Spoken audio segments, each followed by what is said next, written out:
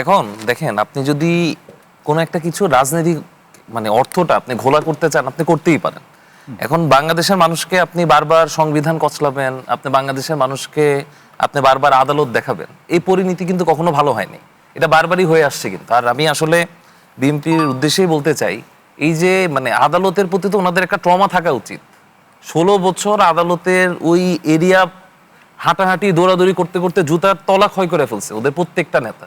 এখন বারবারই একই কাজ করা হইতেছে, কিছু একটা হলে আমাদের সংবিধান দেখানো হইতেছে, সংবিধান অনুসারে আসে নাই। আমাদেরকে বারবার এটা দেখানো হইতেছে যে এই অধ্যাদেশে এটা আছে, উনি অ্যাডভোকেট, উনি লিগ্যাল সাইড থেকে বলতেই পারে।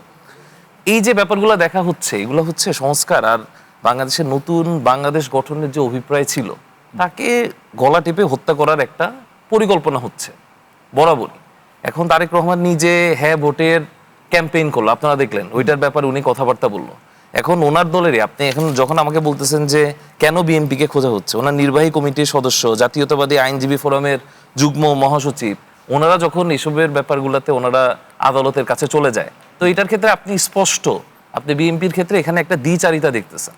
এখন দ্বিচারিতা দেখছেন, কিন্তু তাদের প্রশ্ন থাকলে তো আইনগত আশ্রয় নেওয়ার সুযোগ আছে। না, আইনগত আশ্রয় নেওয়ার সুযোগ আছে, কিন্তু সেটা কেন নির্বাচন আগে নিলেন না? নির্বাচন আগে একটু একটা জিনিস হচ্ছে কি, এই যে দেখেন আপনি একটা জিনিস, এই যে আপনার আইনগত একটা ব্যাপার আছে, আপনি সংবিধানের ব্যাপারগুলো দেখতেছেন, একই ইন্টারিমের আন্ডারে আপনি নির্বাচন করলেন, একই ওনার অধ্যাদেশগুলোকে আপনি চ্যালেঞ্জ করতেছেন। নরমালি হচ্ছে কি, আপনি এক বাবার বা এক পরিবারের দুই সন্তানকে একজনকে আপনি বৈধ বলতেছেন, আরেকজনকে আপনি অবৈধ বলে ফেলতেছেন।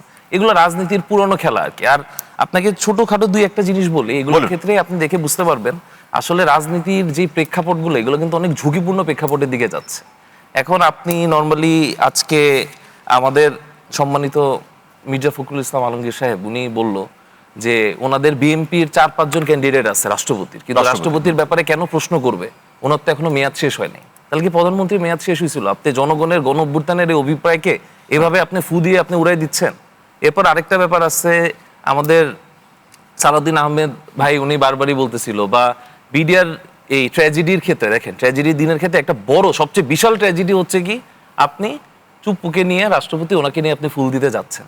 সত্যি কথা, আপনি এমন একটা সন্তানকে আপনি অ্যাডপ্ট করতে যাচ্ছেন যার মা ইন্ডিয়াতে, তাকে আপনি অ্যাডপ্ট করতে যাচ্ছেন, যার পুরা দায় আপনি নিতে যাচ্ছেন। ওনার কোন রাজনীতির দিকে যাচ্ছে আমি আসলে পারতপক্ষে আসলে বুঝতেছি না।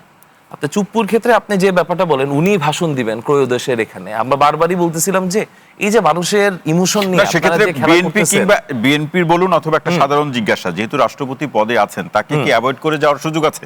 না, অবশ্যই। কেন? এখন আপনি প্রথম অধিবেশনে আমাদের আহ্বায়ক নাহিদ ইসলাম উনি সরাসরি বলছে, আমাদের কথাবার্তা সম্পূর্ণ স্পষ্ট, আমরা আসলে ভনিতা পছন্দ করি না, আমরা আসলে দ্বিচারিতার এই ব্যাপারগুলো পছন্দ করি না। আমার কাছে মনে হয় কি যে আমি জনগণের সামনে এক ধরনের কথাবার্তা বলবো, আমি রাস্তায় জ্যামে বসে থাকবো, আসলে জনগণের অভিপ্রায়ের ব্যাপারগুলো আমি দেখবো না। আসলে আমার কাছে মনে হয় কি, আমাদের নিঃস্বার্থ ভালোবাসাটা দেওয়া উচিত।